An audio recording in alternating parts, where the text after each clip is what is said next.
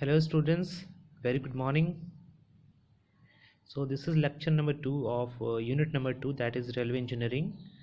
So in this current lecture we are going to discuss factor affecting selection of gauge, and thereafter I will discuss about what is different cross section of railway track in embankment and cutting. Okay, so let's see one by one. So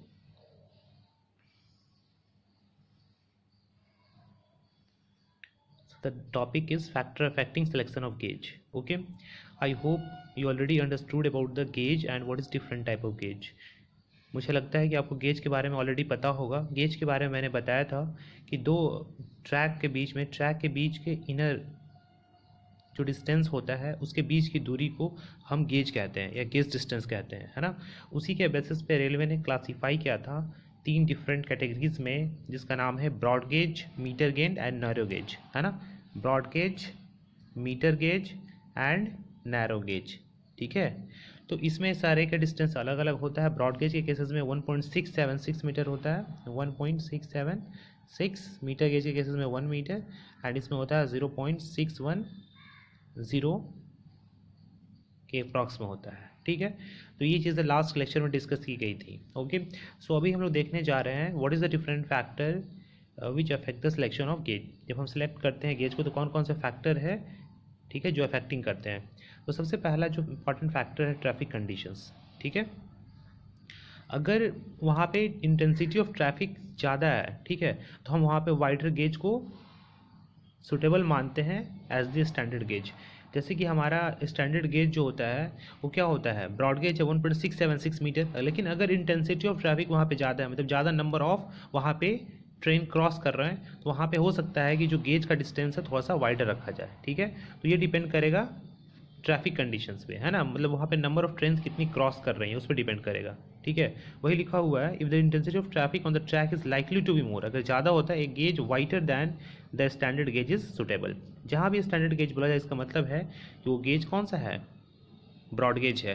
तो जहाँ पे intensity of traffic ज़्यादा होगा तो हो सकता है वहाँ पे जो गेज का विड्थ है वो ब्रॉड गेज से ज़्यादा हो सकता है, ठीक है। नेक्स्ट है development of poor areas. Generally जो पुअर एरियाज़ है या जहाँ पे इंटेंसिटी ऑफ ट्रैफिक कम है तो वहाँ पे हम लोग नैरो गेज को, ठीक है, प्रेफर करते हैं।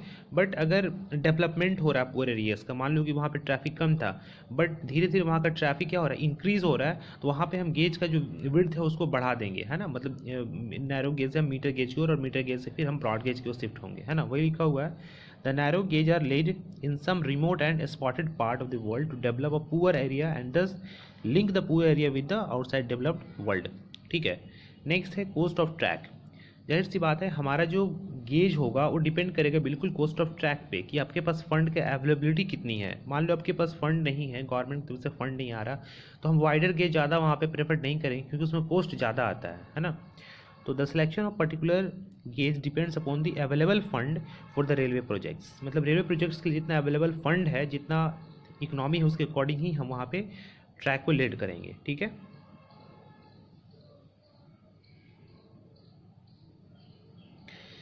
नेक्स्ट देख लेते हैं हम लोग स्पीड ऑफ ट्रैफिक।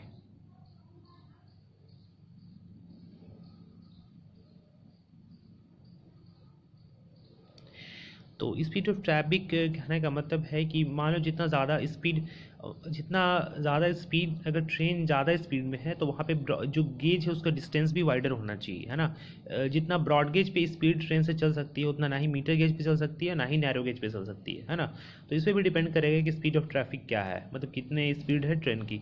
अगर ज़्यादा स्पीड है ट्रेन का तो वहाँ पे ब्रॉड गेज प्रेफर करेंगे, अगर कम है स्पीड वहाँ पे तो हम वहाँ पे नैरो गेज और मीटर गेज को भी प्रेफर कर सकते हैं, ठीक है।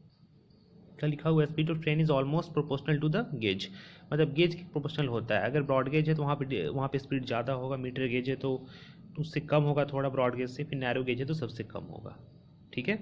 इसलिए hence for higher speed of traffic broad gauge are provided.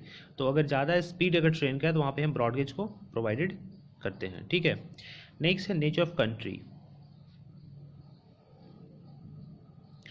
अब देखो नेचर ऑफ कंट्री कहने का मतलब है कि कंट्री जहाँ पे हम ट्रेड को लीड कर रहे हैं, जहाँ पे हम ट्रेड को बिछा रहे हैं, वहाँ का ग्राउंड का नेचर किस तरीके का है। अगर ज़्यादा अनइवेनस है, हिली एरियाज़ है, तो वहाँ पे हम ब्रॉड गेज को प्रेफर नहीं करते हैं। वहाँ पे हम जनरली जो है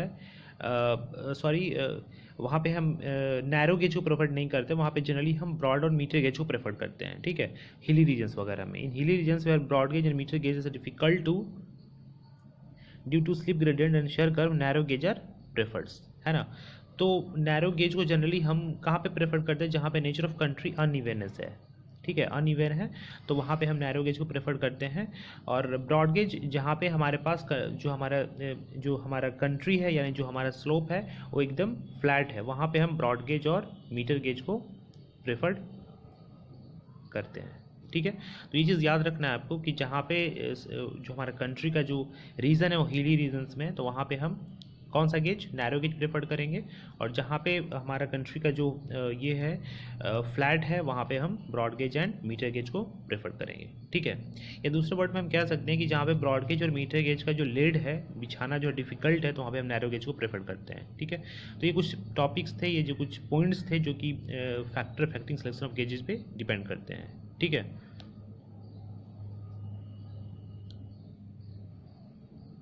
नेक्स्ट है रेल ट्रैक क्रॉस सेक्शन, ठीक है। तो रेल ट्रैक क्रॉस सेक्शन में सबसे पहले आप यहाँ पे देख पा रहे होंगे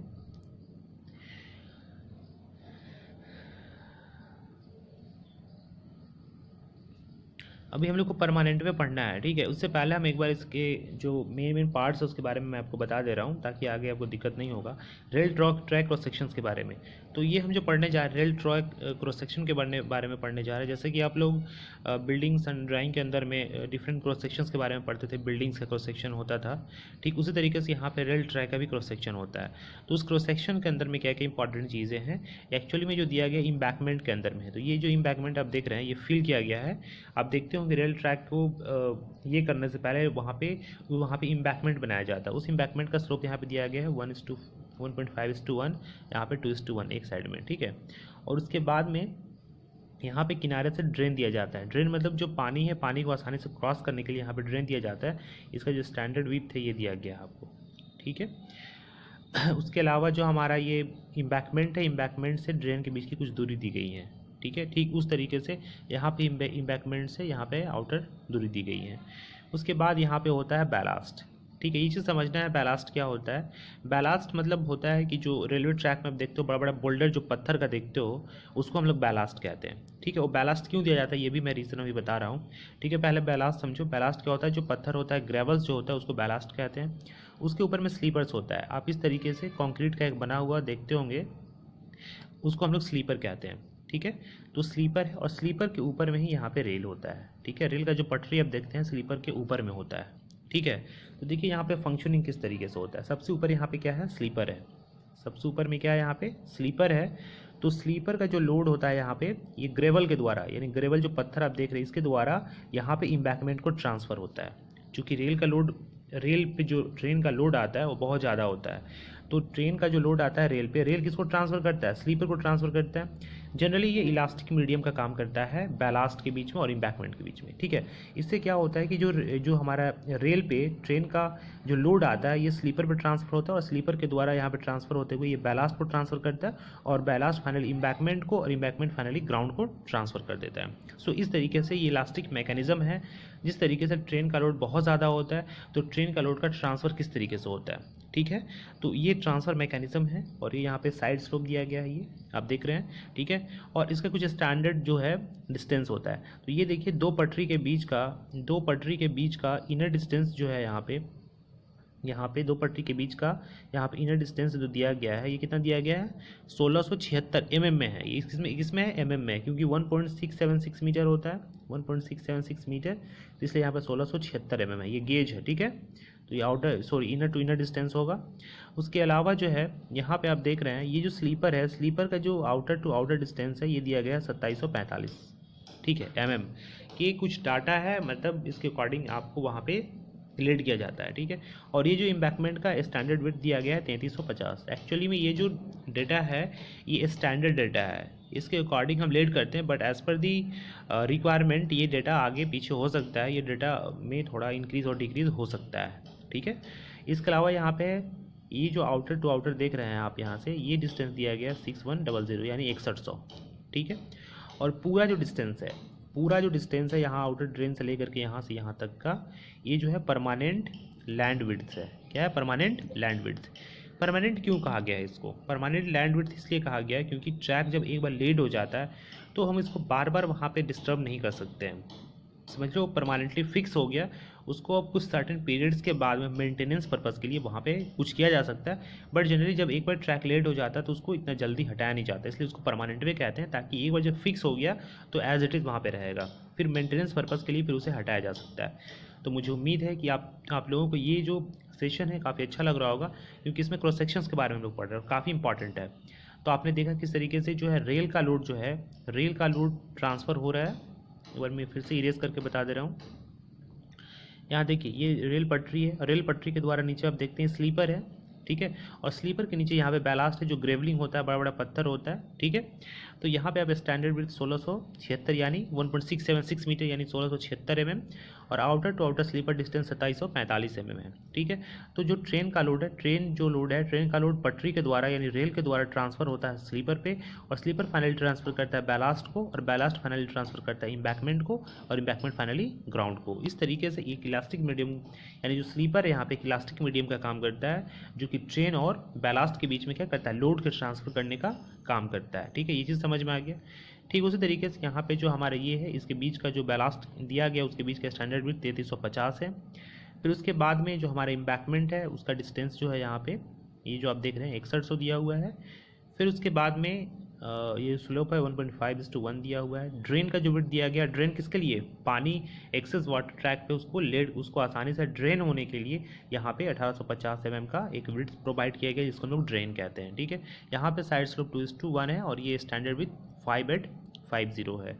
और ये क्या है? परमानेंट लैंड विड्थ है। परमानेंट क्यों कहा गया है? क्योंकि जब एक बार जो हमारा ट्रेन का जो ट्रैक है एक बार लेट हो जाता है तो उसको हम इतने आसानी से एक बार में वहाँ से हटा नहीं सकते हैं। तो इसलिए क्या होता है, एक ये परमानेंट नेचर का होता है, कुछ सर्टेन समय के बाद में सर्टेन इंटरवल होता है, पीरियड्स होता है, उसके बाद में उसे मेंटेनेंस पर्पज़ के लिए भले ही अल्टर किया जा सकता है, ठीक है। और जितने भी डायमेंशन है ये सारे किस में दिए गए हैं? MM में दिए गए हैं, ओके। तो मुझे लगता है कि आपको ये चीज़ समझ में आ रहा होगा।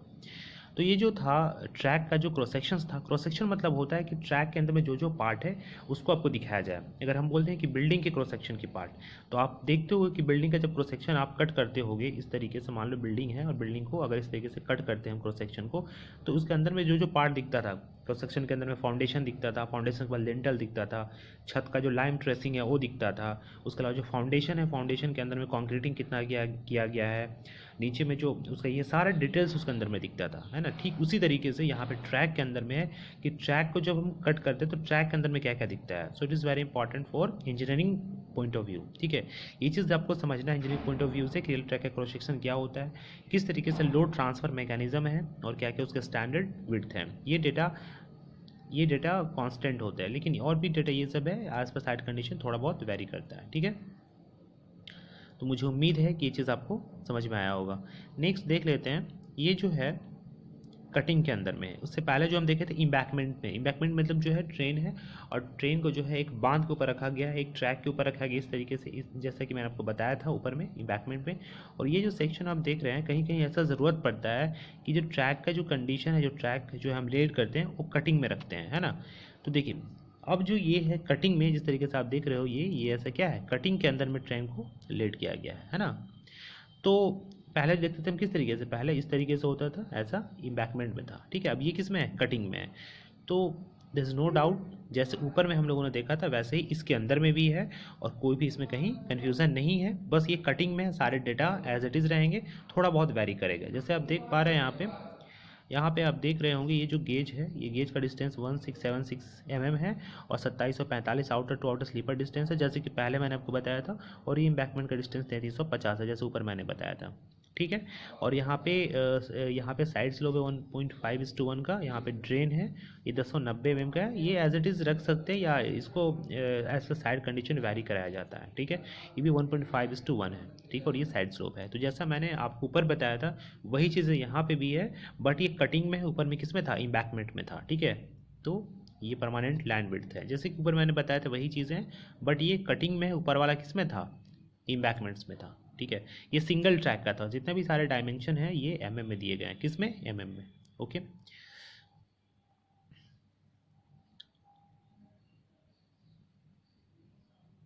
ठीक है।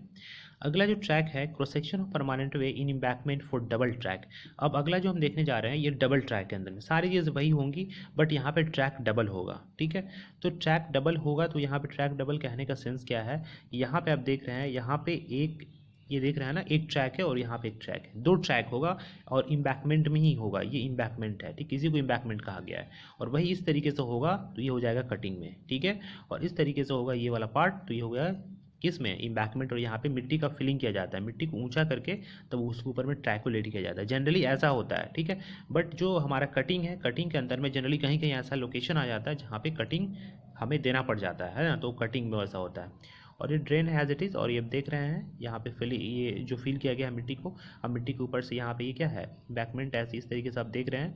और ये जो पार्ट अब देखिए ग्रेवलिंग किया गया है, ग्रेवलिंग के ऊपर स्लीपर है, स्लीपर के ऊपर यहाँ पे क्या है, रेल है, ठीक। उसी तरीके से जैसा मैंने आपको ऊपर मैकेनिज्म बताया था वही मैकेनिज्म यहाँ पे फॉलो होगा, सिर्फ यहाँ पे डिफरेंस यही है कि यहाँ पे डबल रेल है, क्या है, डबल, यहाँ पे सॉरी डबल ट्रैक है ना। आप देखते होंगे कहीं कहीं पे रेलवे ट्रैक के अंदर में डबल ट्रैक होता है, तो डबल ट्रैक का क्रॉस सेक्शन ठीक इसी तरीके से होता है, ठीक है।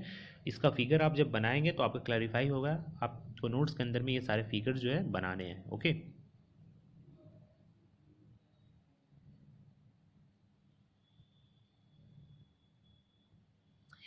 और ये जो पार्ट है, अगला जो पार्ट है, ठीक उसी तरीके से ये डबल ट्रैक है, बट कटिंग के अंदर में है, ठीक है। कटिंग और इम्बैकमेंट, मुझे लगता है कि ये चीज़ आपको क्लियर हो गया होगा।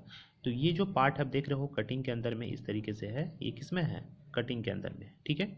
और इसके बाद में ये भी यहाँ पे एक ट्रैक यहाँ पे बिछाया गया है और एक ट्रैक यहाँ पे लेट किया गया है, दो ट्रैक्स हैं, ठीक है।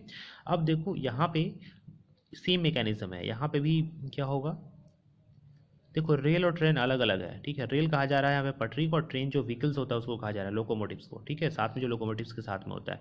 तो ये पटरी, इसके नीचे में स्लीपर होगा, स्लीपर जो कंक्रीट का बना होता है आप सभी देखते हो, और कंक्रीट के नीचे में क्या होता है, ग्रेवलिंग होता है, इसको बैलास्ट कहा जाता है, टेक्निकल टर्म में क्या कहा जाता है, बैलास्ट। और जो कंक्रीट का जो बना हुआ इस टाइप का आप देखते हो उसको कहा जाता है स्लीपर, प्री स्टेस्ड होता है, ठीक है। मतलब पहले से बन करके आता है, सिर्फ वहाँ पे जाकर के लेड कर दिया जाता है, बिछा दिया जाता है, ठीक है, उसे स्लीपर्स कहा जाता है, ठीक है।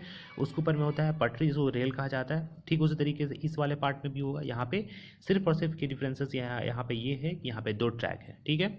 और उसके बाद में यहाँ पे एक चीज़ और देखें कि दो ट्रैक के बीच का सेंटर से सेंटर के बीच की दूरी, यहाँ पे ट्रैक के बीच का बोला जा रहा है, यहाँ पे दो रेल के बीच की नहीं बोली जा रही है, दो ट्रैक, यानी दो जो आपका एक ट्रैक ये है, एक ट्रैक ये है, इस दोनों के बीच की सेंटर की दूरी यहाँ पे 456 mm दी गई है, ठीक है। और इसके अलावा जो है आप देख सकते हैं आउटर टू आउटर डिस्टेंस 3350 और यहाँ पे 2245, ठीक है। तो ये जो डिस्टेंस दिया गया है, ये दिया गया है डबल ट्रैक के बेसिस के आधार पे, ठीक है। तो ये चीज़ आपको देखना है। और यहाँ पे स्लीपर आपको समझ में आ रहा होगा, जो कंक्रीट का बना हुआ होता है। ड्रेन मतलब पानी को ट्रांसफ़र करने के लिए, पानी को फ्लो करने के लिए किनारे में ड्रेन बनाया जाता है, ताकि रेलवे ट्रैक में किसी भी टाइप का कोई भी वाटर जो है वहाँ पे एक्यूमुलेट ना हो, ताकि रेलवे ट्रैक में किसी टाइप का कोई डिस्टर्बेंस ना आए। तो ये था क्रॉस सेक्शंस, ठीक है। तो आप लोगों ने देखा कि डिफरेंट क्रॉस सेक्शंस जो है रेलवे के क्या क्या होते हैं, ठीक है। तो मुझे नहीं लगता कि कहीं आपको दिक्कत हो रहा होगा, और मैंने आपके सारे टर्म्स के बारे में, बैलास्ट का क्या फंक्शन है, उसके अलावा रेल का क्या है, उसके अलावा स्लीपर्स का क्या है, कैसे लोड ट्रांसफ़र मैकेनिज्म होता है, इसके बारे में मैंने आपको बताया। और इसके बारे में हम और आगे डिटेल से पढ़ेंगे। आगे हमारा टॉपिक ही आने वाला है परमानेंट वे, जिसके अंदर में परमानेंट वे के अंदर में ईच एंड एवरी टर्म के बारे में कि रेल का क्या फंक्शन है, बैलास्ट का क्या फंक्शन है, स्लीपर्स का क्या फंक्शन है, ठीक है। इन सारे कितने टाइप्स के स्लीपर्स होते हैं, उन सारे के बारे में हम एक एक करके जो है देखिए आगे के लेक्चर्स में, जब परमानेंट वे लेक्चर हमारा स्टार्ट होगा, ठीक है। अभी तक जो मैंने आपको बताया कि कौन कौन से फैक्टर है जो सिलेक्शन ऑफ गेज पे डिपेंड करते हैं, ये चीज़ आपको ध्यान में रखना है, ठीक है। और आपको रिवाइज करते रहना है, ठीक है। और इसका जो लेक्चर के जो नोट्स है मैं प्रोवाइड कर दूंगा, उस इस लेक्चर के नोट्स को आपको कंप्लीट कर लेना, ठीक है। तब आपका जो टॉपिक है वो क्लैरिफाई हो जाएगा, कहीं कोई डाउट नहीं रहेगा, ओके। तो मैंने जितने भी सारे बताए हैं चीज़ें उसको आपको ध्यान में रखना है। एक चीज़ जो यहाँ पे आपको मैंने रिपीट किया था, इसे थोड़ा ध्यान में रखेंगे आप यहाँ पे, कि नेचर ऑफ कंट्री यहाँ पे थोड़ा सा मिस हो गया था। नेचर ऑफ कंट्री जैसे मैंने बताया था लास्ट में, मैंने सही बताया है। ओके, तो जो हमारा नेचर ऑफ कंट्री अगर हिली रीजन है तो वहाँ पे जनरली हम नैरो गेज प्रोवाइड करते हैं, और अगर हमारा रीजन फ्लैट है तो वहाँ पे हम ब्रॉड गेज और मीटर गेज को प्रेफर करते हैं। ठीक है, इन अदर सेंस हम कह सकते हैं कि जहाँ पे broad gauge and metre gauge difficult है तो वहाँ पे हम नैरो गेज को प्रोवाइड कर सकते हैं। ठीक है, बट ये कम होता है, ठीक है, हिली रीजन्स वगैरह में। और सारी चीज़ें ठीक है। तो मुझे उम्मीद है कि आपको ये लेक्चर काफ़ी अच्छा लगा होगा, और अगर आपको ये लेक्चर अच्छा लगा है तो kindly share this video to all needy student. So thank you everyone for watching this session. God bless you all.